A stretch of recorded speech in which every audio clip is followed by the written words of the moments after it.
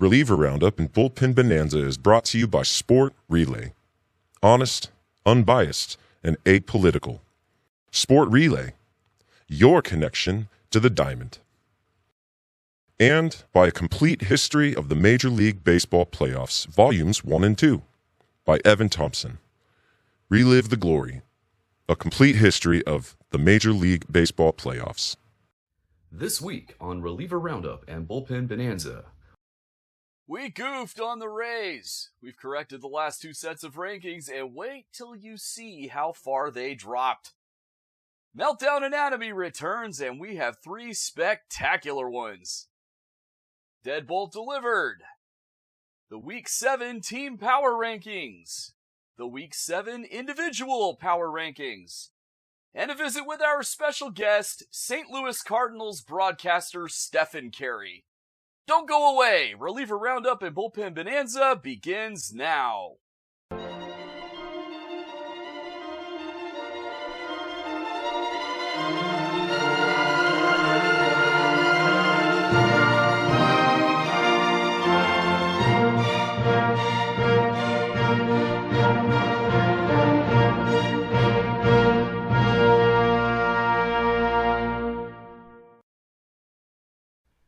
Welcome to Reliever Roundup and Bullpen Bonanza. I'm your host, Evan Thompson, Editor-in-Chief, National Writer, and Athletics Writer at Sport Relay. I also wrote these two books, A Complete History of the Major League Baseball Playoffs, Volume 1, Pre-Divisional Tiebreakers through 1976, and Volume 2, 1977 through 1984. If you are interested in ordering a copy or two, there are links in the description box below this video, and please help a guy out. I don't ask for much. We have started the 8th week of the season, and the standings have the same oddity that they had when we filmed our last episode.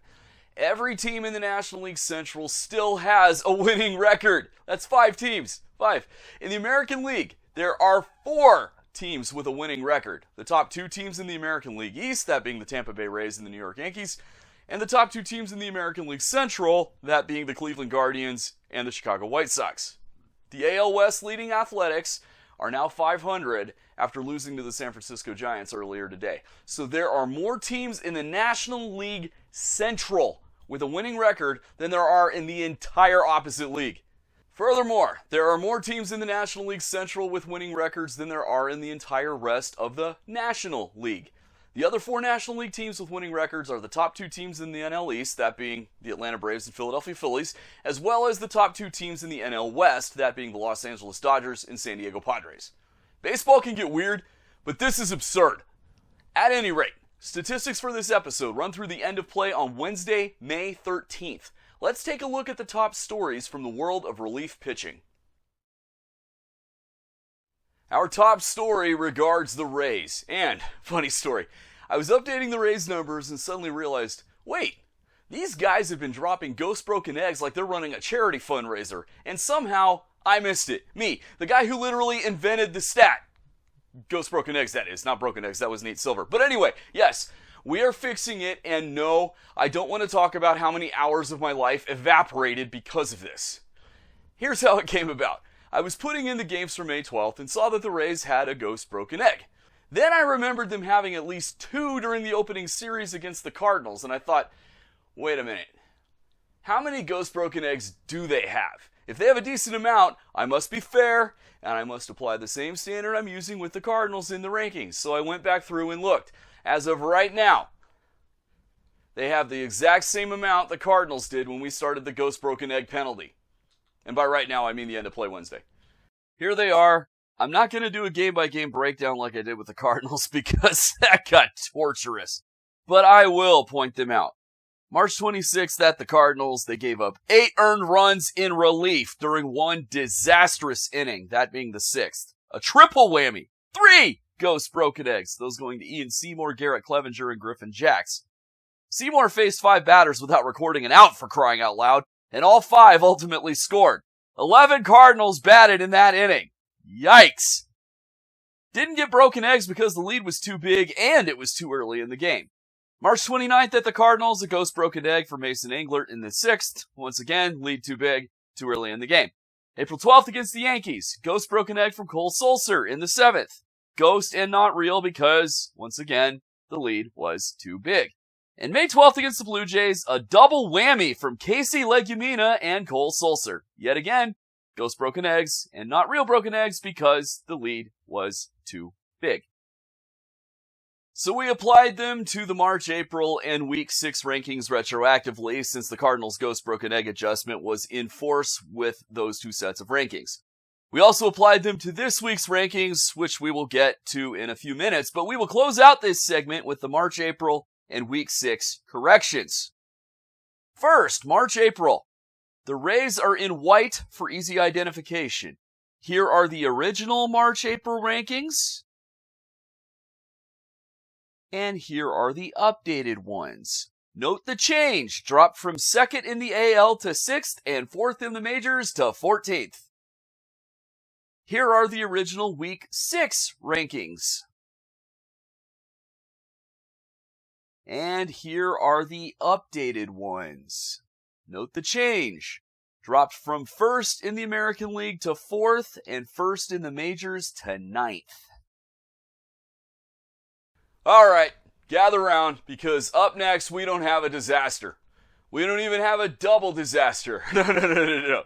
This week baseball said, what if we took 6 half innings out of 3 games and let 5 different teams faceplant in real time? And the Royals, a team with a relief unit that has been ranked as low as 23rd and no higher than 14th in our rankings over the first 3 episodes of the season, were the only ones that didn't spontaneously combust. That's how silly this week was. But it's back. It's time for Meltdown Anatomy.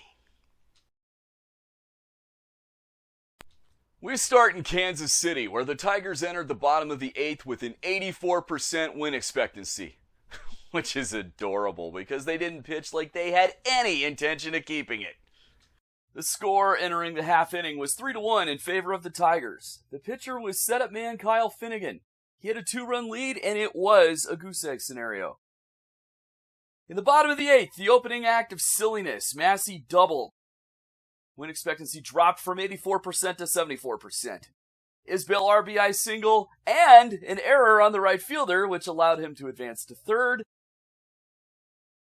Win expectancy plummeted to 43%. Ooh, boy! Garcia RBI single, tie game, 33% win expectancy. Witt walks. The win expectancy is now in please stop territory. It's down to 24%. Herter entered. Mercifully got Pasquantino to ground into a double play. Then walked Perez because why not? Thomas grounded to 2nd, inning over. The Tigers escaped with a tie, but don't worry, they weren't done embarrassing themselves yet. The bottom of the 9th, the encore nobody asked for.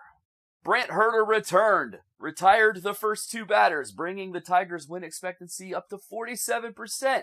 At this point, they were thinking, hey, we might still win this.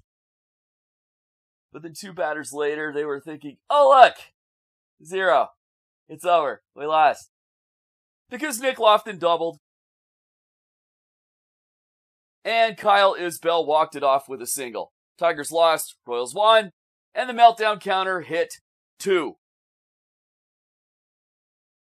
Damage report, Mr. Spock. 3 earned runs in this one. 2 of them went to Finnegan, 1 went to Herter. There were 5 hits, including 2 doubles.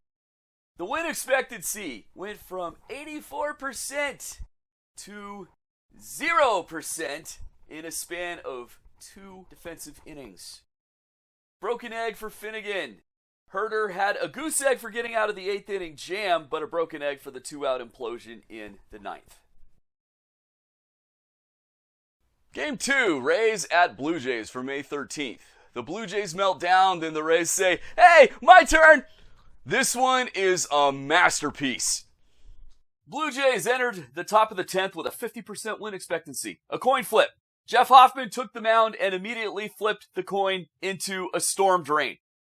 Williamson RBI single. Win expectancy drops to 32%.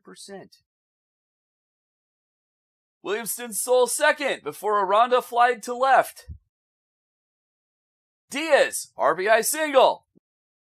Win expectancy for the Jays has dropped to 18%.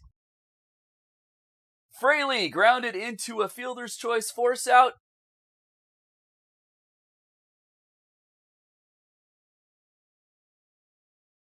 And after Fraley stole second, Palacios grounded to the pitcher. Damage report, Mr. Spock. 2 runs, 1 earned on 2 hits. Broken egg for Hoffman. Blue Jays trailed 3-1. Their win expectancy was 20%. They were cooked. Aaron Brooks, making his first appearance of the season, entered with an 80% win expectancy and a 2-run lead. In a goose egg scenario, what an opportunity for this young man. He recorded 1 out, got Penango to pop foul to the catcher. The Rays' win expectancy rose to 88%. Not so fast, my friend. Then, a walk by Vladito. A walk by Okamoto. A walk-off grand slam by Dalton Varsho. Oh, no. Damage report, Mr. Spock. 4 runs, 2 walks. The win expectancy peaked at 88% before falling to 0. And a broken egg for Brooks. Later that night, Diamondbacks at Rangers. This one was one for the ages. The Rangers entered the 9th with an 86% win expectancy. Jacob Latz took the mound and immediately filed for bankruptcy. Carroll doubled to right. Dropped the Rangers' win expectancy immediately to 66%. A wild pitch put him on third. Rangers' win expectancy is 54%. Perdomo drew a walk. Rangers' win expectancy is now 45%. Nolan Arenado, remember him? Future Hall of Fame third baseman? Yeah, he's having a resurgent season. RBI double to tie the game. Rangers' win expectancy has fallen to 17% now. Vargas, 2-run single. Diamondbacks took a 2-run lead. The Rangers' win expectancy has now fallen from 86% entering the inning to 5% without recording an out. Cal Quantrill, second-generation major leaguer, came in, sorted out the mess. Gurriel flied to right. Fernandez lined to center. Moreno singled to center and sent Vargas to third. Moreno stole second to take away the force play. But it didn't matter because Waldschmidt struck out looking. Damage report, Mr. Spock. Latz retired 0 batters. 0. A perfect inning for the Diamondbacks. This makes the score 5-3 in favor of the Diamondbacks heading into the bottom of the 9th at Globe Life Field. With Paul Sewald coming in to close it out. Wait, where have I seen this before?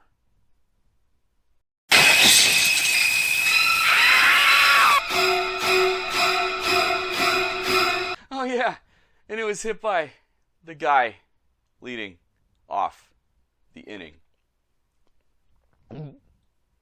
Corey Seager. Oh boy. Oh boy. Struck him out swinging! Okay, good. Whew, said the Diamondbacks and their fans. Diamondbacks win expectancy jumped to 96%. 1 out. Everything's fine, right? Right? Right. Oh! Josh Young singled to right. Win expectancy dipped to 91%. Not ideal, but 91%. It's greater than 90. It's almost a lock. Evan Carter, greatest first name in the world, flied to left. 2 outs, runner on first, win expectancy back up to 96%. Diamondbacks were 1 out away. They could practically taste it.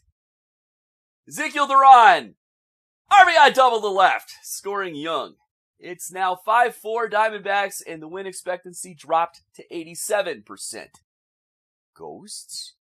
What ghosts? Alejandro Osuna walked. First and second base. 2 outs.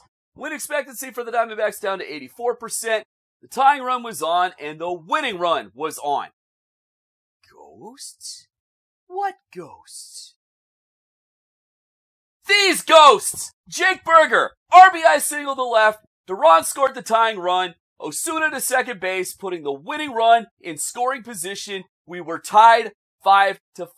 The win expectancy didn't slip. No. It fell off a cliff to 40%. Juan Murillo replaced Sewald, tasked with getting out of this mess. But Danny Jansen had other ideas. Walk-off single to left. Osuna scored the winning run from second. Rangers won 6-5, and remote controls across Arizona got smashed against coffee tables. Damage report, Mr. Spock.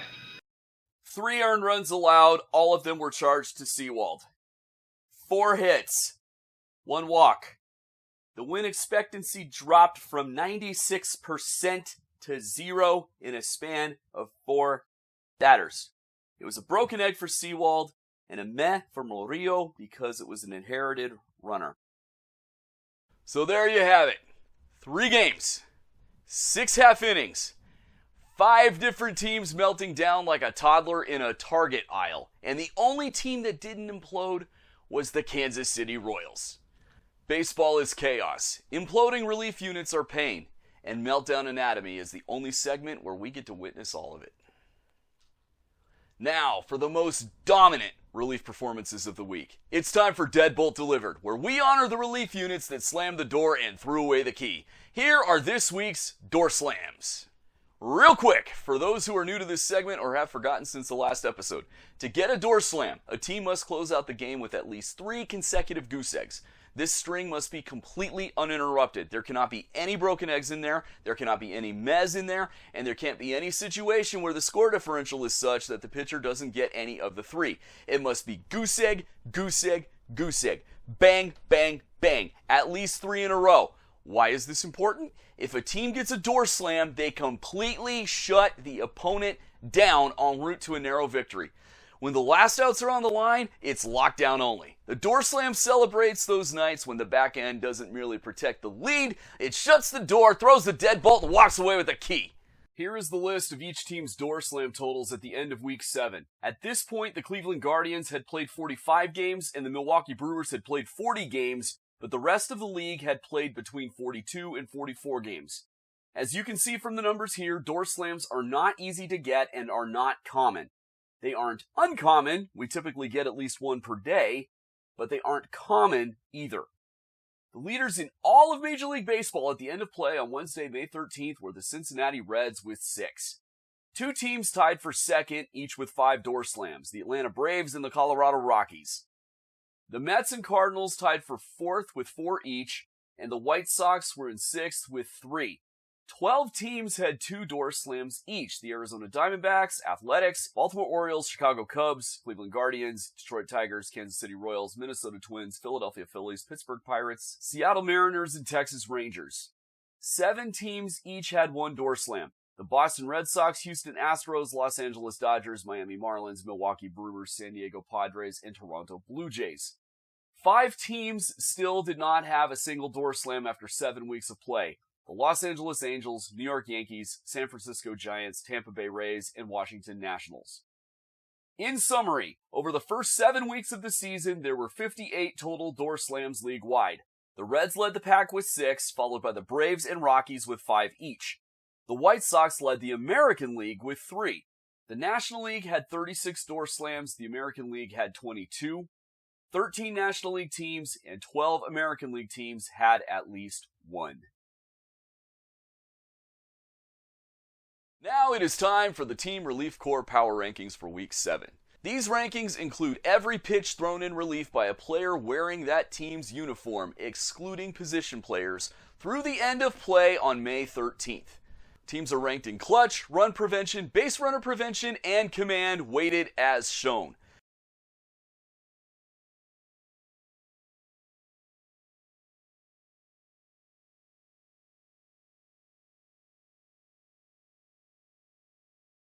The final score determines the ranking. 0 means right at league average, positive is better than average, negative is below average. A score of 100 means the team is 100% better than league average. That's twice as many.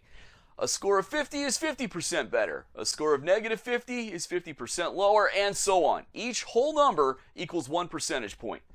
We will start with the number 30 team and work our way to number 1. American League teams will appear in red. National League teams will appear in blue. The first number in parentheses after the team name is their rank within their league. The number after the comma shows the change in their major league rank from the Week 6 rankings to these Week 7 rankings. One note, that's the change from the corrected Week 6 rankings that we showed during the Rays segment earlier in this show, back in A block. Now, without further ado, here we go!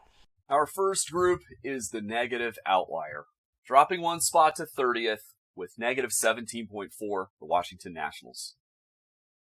Next is Pray for a Blowout Win, falling 2 places to 29th with negative 11.0, the Minnesota Twins.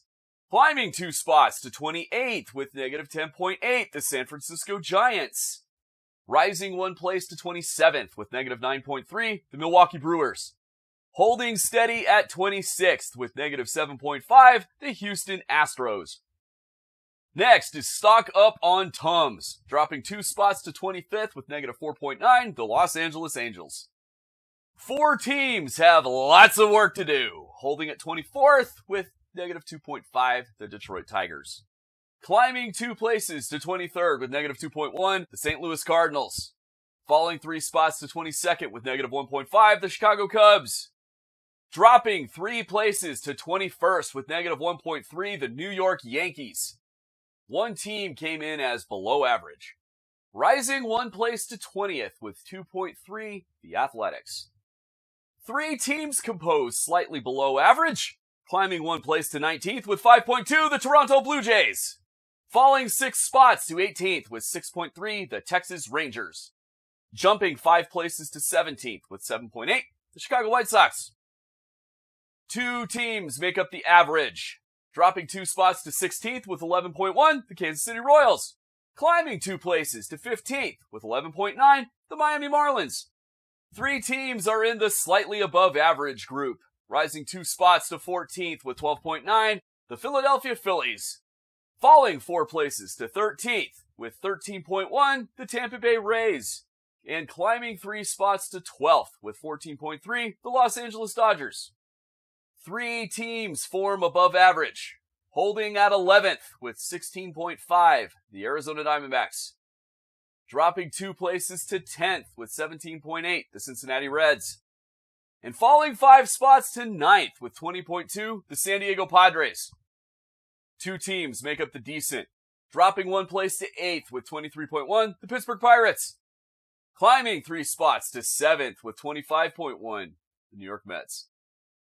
1 team stands alone in the good, rocketing up 7 places to 6th with 27.9, the Boston Red Sox. 2 teams are in the very good, falling 3 spots to 5th with 33.5, the Seattle Mariners. And climbing 2 places to 4th with 37.2, the Baltimore Orioles. Finally, you'd better take an early lead against these last 3 teams. Dropping 2 places to 3rd with 41.4, the Atlanta Braves. Climbing 1 spot to 2nd with 42.2, the team with the best score in the National League, the Colorado Rockies. And rising 4 places to take over 1st with 42.9, a team that spent a lot of the 2025 season up here, the Cleveland Guardians. The biggest gainers this week are the Red Sox up 7, the White Sox up 5, the Guardians up 4, and the Dodgers and Mets both up 3.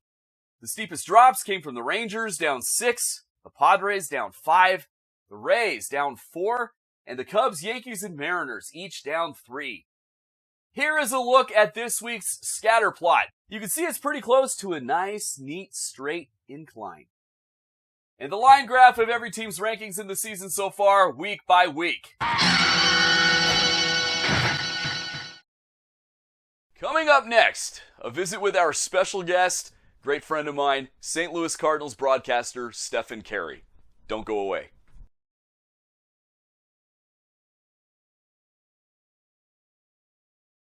Welcome back to Reliever Roundup and Bullpen Bonanza. With me is someone who looks a lot like a guest I had on last year, but I swear it's a different guy. This is St. Louis Cardinals broadcaster Stefan Caray, who made the bigs this year. Should have made it years ago, but he finally got the right job. He's here. Stefan, welcome to the show. Well, Evan, it's so good to see you. I think the last time that we actually talked and talked face-to-face, even though this is virtual face-to-face, was at the winter meeting. So a whole lot has changed since then for the both of us, but it's always great getting to catch up with you. And you're one of my favorite people in baseball. So let's have some fun and talk about a pretty interesting team today. Thanks. Definitely. Let's do that. Last time I saw you, I was sitting between you and Drew Goodman. Yes. And on the other side of you was Zach Goodman, who also made the bigs this year. And I got to have on at some point. Your former partner in Amarillo. He would be very happy to be on at any time and talk about the Rockies. But it's great. That was a cool table. I think at one point it was you, me, my dad, Zach, Drew, Greg Amsinger was there. Mm-hmm. Just a bunch of people. It was like this. Mike Claiborne, I think his name is. Claibs was there. Yeah, and Eduardo Perez. It was a good group, and we had a lot of fun in Orlando. Oh yeah. Eduardo Perez is one of the great guys in baseball. Oh man, I know I told you the story of when involving the Nachos and the World Series in him, and it was. Great. Yeah. So anyway, first off, the way you and I met, to give a background to the fans, I started watching baseball in 1988. I am a lifelong Arizonan. I will not live anywhere else. I love it here. Prior to 1998, we didn't have a team, but we had cable. And we had two options. We could watch the Cubs. We could watch the Braves. The Cubs were fairly good at the time. The Braves stunk. The Cubs were on during the day. I liked watching the Cubs. Ryan Sandberg became my favorite player. Their play-by-play guy was Harry Caray. Spent a lot of time in my living room. The Braves play-by-play guy was his son, Skip Caray. Okay, then right before the Diamondbacks start, Chip Caray, Skip's son, gets hired by the Cubs to work with Harry. Harry suddenly passes away the month before the season starts. We're just shattered. And so there's that. Now, that means a Caray has called some monumental moments in my baseball life. One of them being Kerry Wood's 20 strikeout game. I came home from school. I was like a week and a half before I graduated high school. Came home from school, turned on the TV. It's during the rain delay. I hear your dad say how many strikeouts Kerry Wood has, and I'm like, oh my gosh, he could get the record. And I watched the rest of the game, and it was incredible. So there's all this going on, and then I hear, oh my gosh, Chip has twin sons. And they're broadcasters. And they broadcast the Diamondbacks AA team, the Amarillo Sod Poodles, and then all of a sudden, spring training, there you are. I see both of you. I meet you both. Chris talks with Jesse Friedman. You sit and talk with me. We hit it off. It's great. And now, like I said, two of my closest friends in baseball, two of my favorite people in baseball. Your family is now, I'm friends with like almost all of them. I haven't met your sister yet. That's it. So, right. Yeah, but she stays away from the baseball world. She just isn't into it. So, but it's amazing, this game that connects people in the way that it does. And we've been fortunate enough to have a really cool lineage of baseball broadcasters that have gotten to do some really cool things. But the best part about doing this job, Evan, and I think you'd agree with all the stuff that you do, it's the people that you meet, the relationships that you build. It's great getting to work for an organization like the Cardinals and watch a really fun brand of baseball this year. But the fun part is spending time with my dad, Mike Claiborne, Ricky Horton, John Rooney, Brad Thompson, Mark Sweeney, Danny Wexelman, and everybody else behind the scenes that have been able to sort of put their arm around me and show me the ropes. And the same thing could be said for what you and I did, Evan. That was my first spring training, not covering a big league team, but being there for work, being there on a working capacity. And we didn't know what we were doing. Cat Ritter got us credentials, and we sat down in that booth. What are we supposed to do? What are we supposed to do in the press box? And we just talked and had an amazing time, and got to look over all of the deep, nitty-gritty research you did on baseball in its entirety. And I just had so much admiration for your passion, because there are a lot of people that just do a job. You are passionate about what you do, and that's the first thing I noticed about you. So from the bottom of my heart, I really appreciate you doing that, not only for me, but for Chris. Oh, thank you. I appreciate that. And Brad Thompson, the way I met him, my very first year covering baseball, 2019, the Cardinals are in town. It's Paul Goldschmidt's first game back in Arizona after being traded to the Cardinals. I'm standing in line in the dining room in Chase Field, and behind me I hear, "Hello, Mr. Thompson." Well, I spent 12 years of my life as Mr. Thompson because I was a teacher. So, of course, I turned around, and this person, I don't even remember if it was a man or a woman, doesn't matter, was talking to the guy behind me in line. And I was thinking, oh, a fellow Thompson.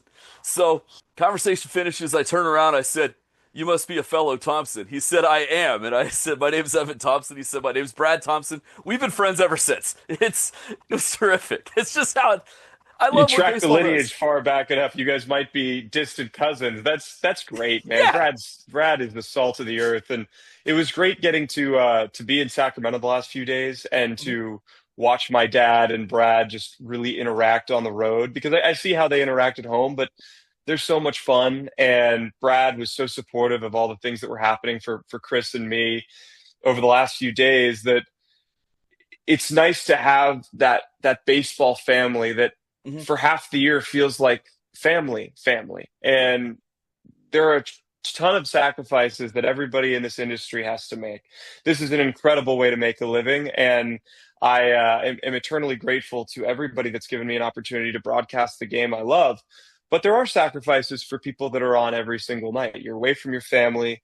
You are living out of a suitcase more often than not. You're on the go, and it's great. You have a jet-setting lifestyle, but there are difficulties that come with it. And Brad always brings that same enthusiastic, jovial, kind energy with him everywhere he goes. Kind of like you, Evan. Oh, well, thank you. I guess there's a reason we get along so well, right? Yeah, it must be a Thompson gene. It must be. So, you're in your first big league season, and I know you haven't called all the games, but you've called a good amount. What have been some of your favorite parts of the season so far? Well, yeah, so my first 3 games that I've actually called this year, it's an interesting story. So I'm hired by the Cardinals as sort of the alternate broadcaster to take a couple of series, and I sort of didn't expect it. It came about really late in the process, and my first 3 games actually weren't with the Cardinals. They were on the Athletics air. So the Athletics came to me before the season and said, "Hey, we want to do this with you and with your brother. We want to make some history. We want to make you guys the first twin brothers ever to call a baseball game together. First identical twins. And I think we might be the first brother play-by-play announcers to do it on TV. I know the Flemings have done it on radio. I'm not sure. I'd have to check it, but we got to do that the last few days, and that's the highlight of my career to this point. I mean, the debut was great, getting to work with my dad and my brother being in the booth next door, but Chris is my ride or die. I'm closer to him than anybody else on this planet, and getting to kick the rust off a little bit, to relive a lot of old memories, to see that chemistry on air is still very much there, and the nonverbal communication that we have. It was really tremendous, and I credit the A's for seeing an opportunity and really doing everything they could to make it something special, not just for us, but for everyone. Mm-hmm. And I'm looking forward to doing games with the Cardinals. The most difficult part was trying to get the mindset shift of, okay, wait, you're a Cardinals guy. You've been watching this team, covering this team since the beginning of the year, and really been a fan of this team since your dad moved over there. Mm-hmm. Now you got to basically root for the A's when you're the broadcaster, because you're not going to go and say, oh, there's a fly ball by Nick Kurtz, whoop-de-doo. You've got to get excited. So it was fun. It was an interesting little wrinkle getting to do that, but it's something that is one of the anchor points in this life that I'll look back to when I'm on my deathbed, when I have my kids and I'm telling them stories. And maybe when I'm getting married, we could talk about getting to do that together with my brother. And it really was amazing. So it was fun. And it was interesting to see how differently they do things on the A's broadcast than the Cardinals. That's a great point there. And I can tell you, me as a writer, because when I came in, I was covering who at the time was my favorite team. I now am a baseball agnostic. I don't have a favorite team. But at the time, I was a Diamondbacks fan covering the Diamondbacks. The first time I covered a game that they weren't involved in, it was Dodgers-Angels spring training. That was a completely different experience, and it made me grow so much as a writer. Right. And it was just different because, I was seeing the way all the different teams do it. The Dodgers do their press stuff a little bit differently than the Diamondbacks do. The Angels do things their own way. The Cardinals do things their own way.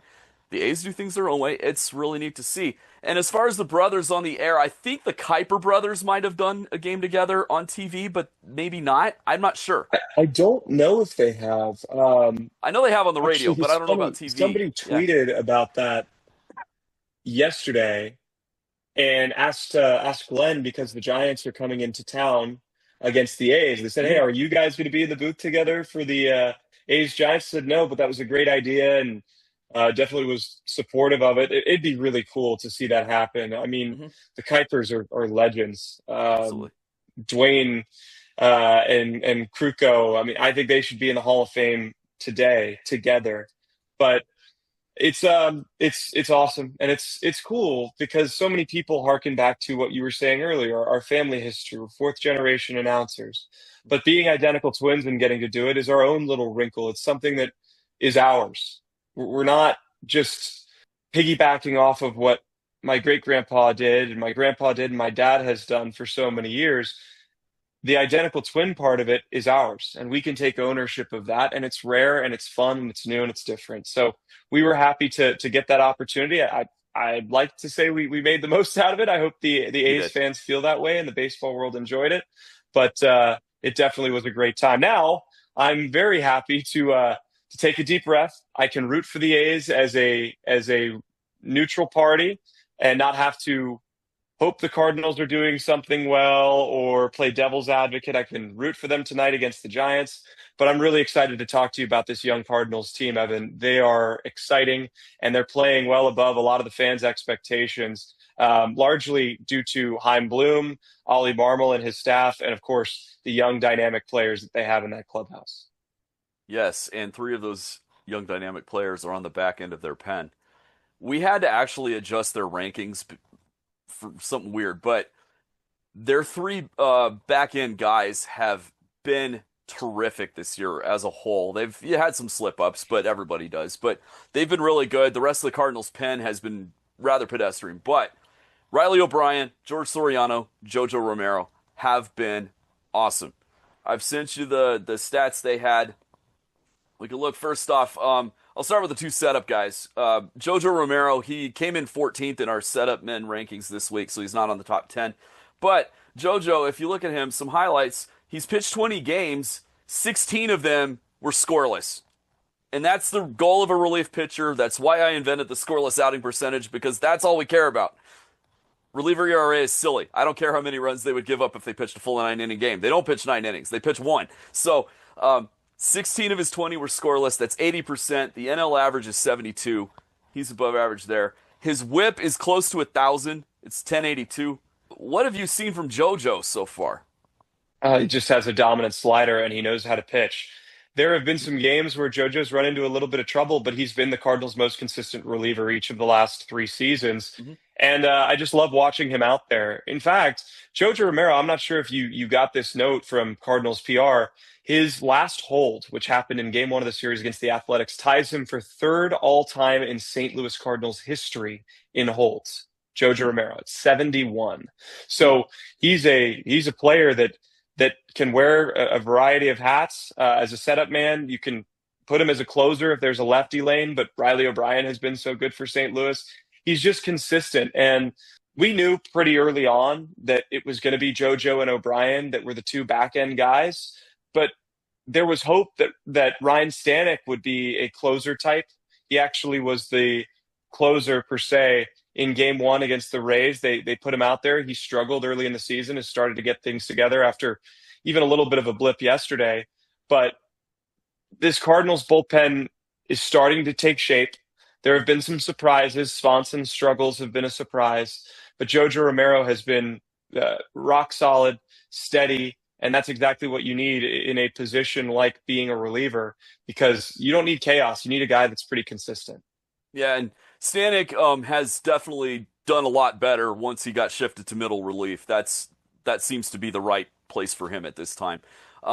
Another thing for JoJo, his inherited runners record is really good. He's inherited 12. This is up through Wednesday night. I'm not including yesterday. Inherited 12 runners, only 2 have scored. That's 16.7%. The league average is in the low 30s all the time. That's got to be something too, right? Absolutely. That's what this Cardinals staff will do to you. Mm-hmm. They induce ground balls. They're not a swing and miss staff really at all. I mean, O'Brien kind of, but they throw the sinker. They throw the breaking ball. They get hitters off stride. They limit traffic. They turn double plays because they've been, from a defensive standpoint, elite. Mm-hmm. So that's why you're seeing those numbers the way that they are, is that they can get the ball on the ground. They aren't afraid in those situations. Yeah, they've had some poor performances, but I think you'd be hard pressed to find a bullpen in the major leagues that hasn't had some off games. So St. Louis, a team that people expected were going to win 69 games, maybe 70 games. I think they're going to shatter that. They're a much better team. Now, is it sustainable? That remains to be seen. But these guys have been good, and JoJo's a guy that you already know about. The one that you really are excited about and smiling about is George Soriano. He's the reclamation piece that Chaim Bloom and his staff went out and took a chance on. They traded Andre Granillo, who certainly has some good statistics in his minor league career, and of course came up and did good work in the majors. But Soriano, they saw something in him that they said, maybe we can tweak it. And he went from, well, is this guy going to be Jekyll and Hyde, to being on your list because he's been one of the 3 best relievers on this team. Yeah, and when he was with the Marlins each of the last 3 years, he struggled. But obviously the scouts saw stuff that they liked. And he's helped the Cardinals. I don't know if this is a record. I can't find if it is, but it's May 15th, and every team in the NL Central has a winning record. It's so frustrating. Teams in that division with winning records than the entire American League. Yep. And nobody would have said that. Nobody would have expected it. But, I mean, if you asked me to say, because I believed in the Cardinals, you can go back and listen to a lot of the stuff we did. There's nobody that really bought in fully to the whole rebuild idea. Mm-hmm. But the team did. And Chaim Bloom did. And they have a direction and an identity. And because of that, we are seeing this team go out and say, all right, well, this is what you think of us. We don't care. We're just going to go play baseball and play well. The NL Central is a blue-collar division. And if you asked me to pick who I thought was going to win the NL Central this year, it's tough to go against the Cubs, but I said maybe the Pirates finish second, maybe the Reds. You can't count out the Brewers, even though everybody does every single year. And if the Cardinals were picked to finish last, it was because of the fact that the other 4 teams have added a whole lot. The Cardinals have played just as well as several other teams in baseball. They've beaten some really good teams. They were 1 pitch away from taking 3 out of 4 against the Padres in front of 40,000+ every single day. Mm-hmm. And they beat the Dodgers in a series. They just continue to win and play well. They haven't played very many teams within their division. Hopefully they get a bit of a break against the Royals this weekend. But I'm just really encouraged by what I've seen, Evan. And I think that moving forward, we're going to see more from this Cardinals team in terms of playing small ball, moving runners over, and on the pitching side, they're going to have to shuffle the deck a little bit. There's so many question marks. What do you do with Riley O'Brien? Well, if he's pitching well and he's out of options and he's 31 years old, trade him, go get a king's ransom. That's certainly something that you can do there. Now, I don't speak for Chaim Bloom. I think he's done a terrific job. I think his staff has this team going in a direction where the team is going to not just be good like they are right now, but really, really good for years to come. Mm-hmm. Yeah, and I must correct myself. White Sox now have a winning record. They won last night. So now there are 5 teams in the American League with a winning record. But to have one division have the same amount as the entire other league is still just mind-blowing. But, yeah, and why would they trade Riley O'Brien right now? No, it wouldn't be right now. Absolutely yeah, I mean, Absolutely and if they keep going this season and everybody in the division still is playing well or competitive or close to a playoff spot, they're definitely going to keep him. We know that. And I knew you were saying... I don't know about that, Evan. Really? I really don't. I don't know about that. And the reason why is you don't want to make a move or not make a move. That's what happened a lot of times for the Cardinals over the last few years. They waited a long time on Dylan Carlson. Right. They waited a long time on Nolan Arenado and Paul Goldschmidt. Mm-hmm. And they wanted to retain those players. Look at what Nolan's doing for the DBacks. Imagine that level of production, you get a couple of big prospects back. The Cardinals didn't do that. Now, we saw it with Chaim Bloom doing it with Sonny Gray and Wilson Contreras and all of the great, and Brendan Donovan and all the prospects that the Cardinals have gotten back from those deals. Some of them are going to be able to impact the major league team. Imagine what Riley O'Brien could do as arguably the second best closer in the National League and one of the best closers in baseball. You can get back a whole lot from a team that is in the mix and contending. Not that the Cardinals aren't, but the question that will be asked is this team good enough to win the World Series? I think it's too early for any team to say that, except maybe the Dodgers, because the roster remains pretty much the same from last year. If the answer is no, well, let's get some pieces back that can help us win the World Series. They need pitching depth. They need a whole lot of help in the starting rotation for swing and miss stuff. I mean, Michael McGreevy yesterday has been an anomaly and a player that I have lauded and loved since he came up, but he's not a conventional 2026 major league pitcher in the sense that he's not going to strike out the world. But like Greg Maddux, he's going to get the ball on the ground. He's going to induce weak contact. They're looking for guys with swing and miss stuff that can help anchor that rotation, a true number one, and they're winning. They're finding ways to win. So I wouldn't be shocked if you add by subtracting. Nobody's going to be able to replace Riley O'Brien, but imagine what the Cardinals could get for a talent like that. It's just interesting to play devil's advocate and think about the mindset of what they might be able to do. That's a good point. George Soriano, number 6 on the NL setup man list this week. Some interesting things I found with him. Jojo Romero's weakness is home runs. He's given up 3.7%. NL average right now is 2.4. For relievers, that is. Soriano's weakness is walks. He is at 13%. League average is 10.1. He has actually walked more guys. He has more walks allowed than hits allowed. Granted, it's 10-9, but still.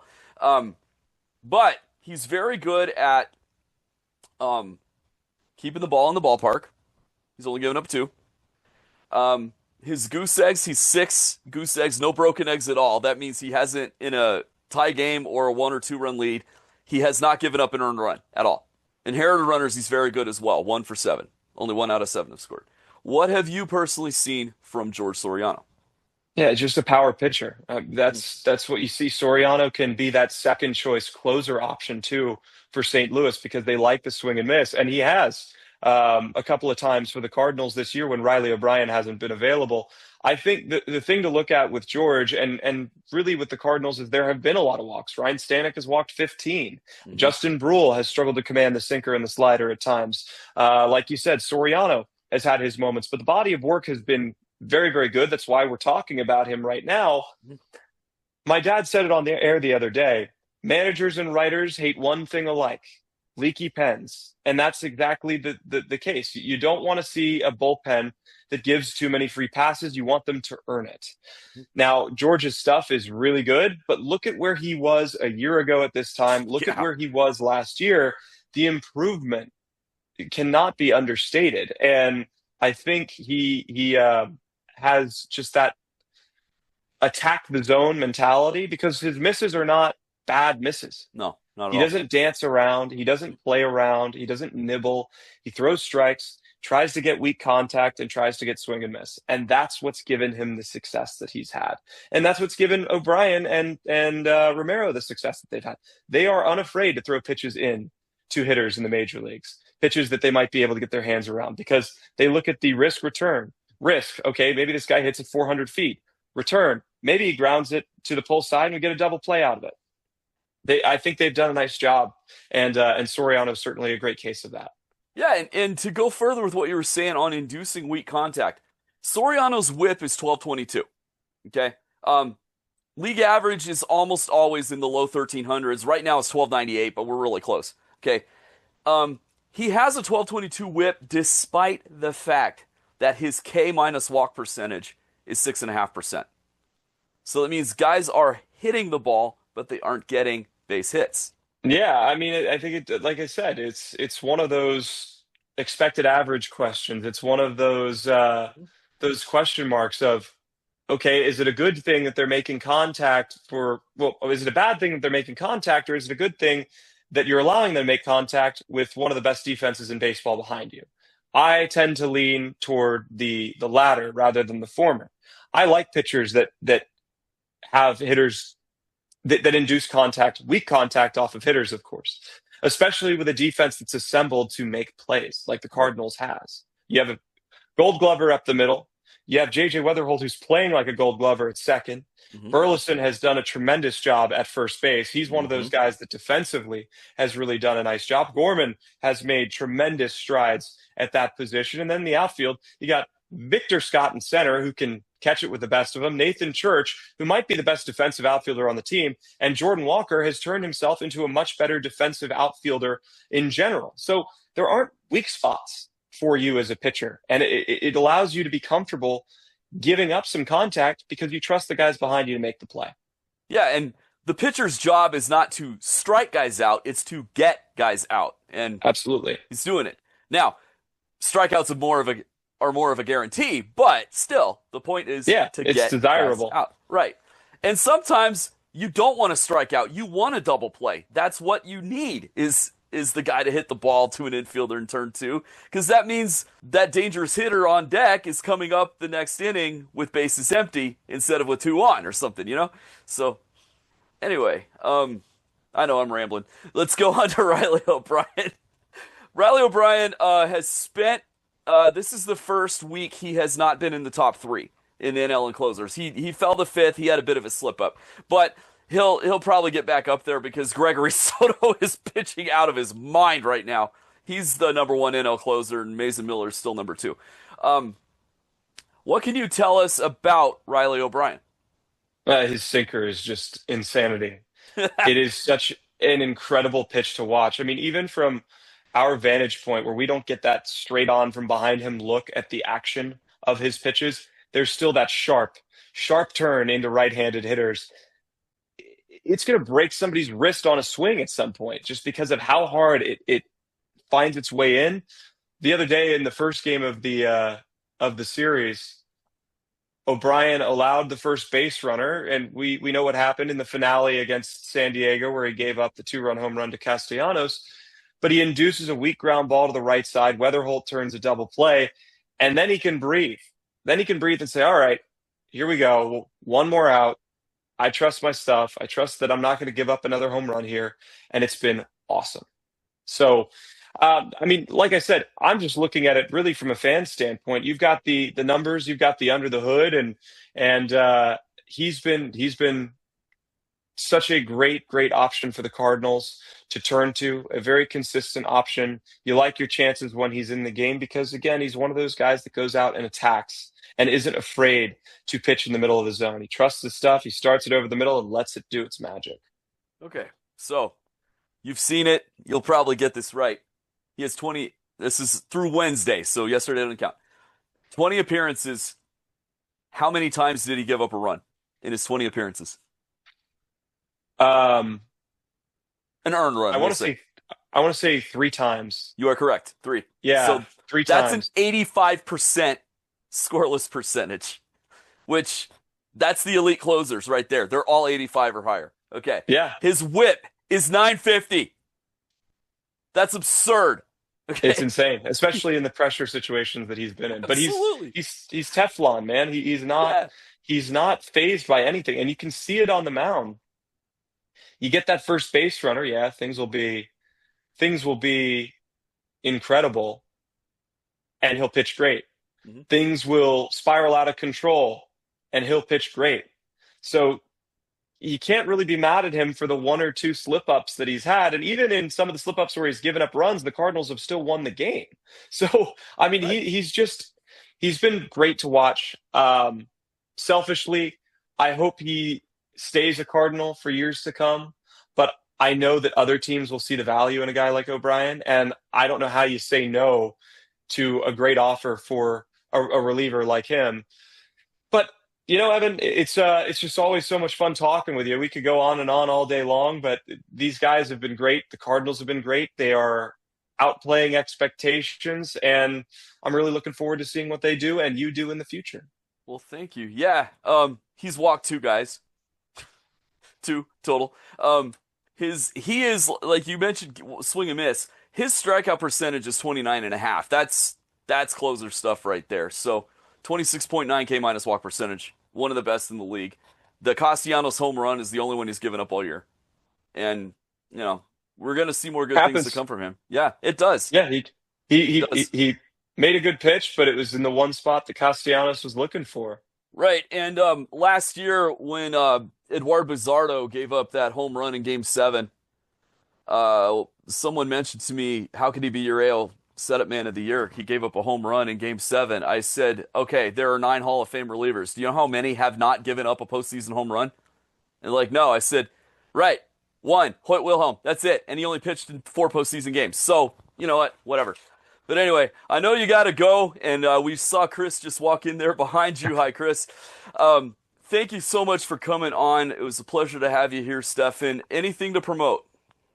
Nothing at all. Just going to go out and watch my brother do a great job against the Giants, and he enjoyed his little spot moonlighting as a wrestling announcer yesterday. But things are great. I'll be doing the Cardinals series against the Kansas City Royals on the road in June, and then when the Colorado Rockies come to town. So hope you tune in, Evan. I hope our paths cross again soon, and thanks so much for having me.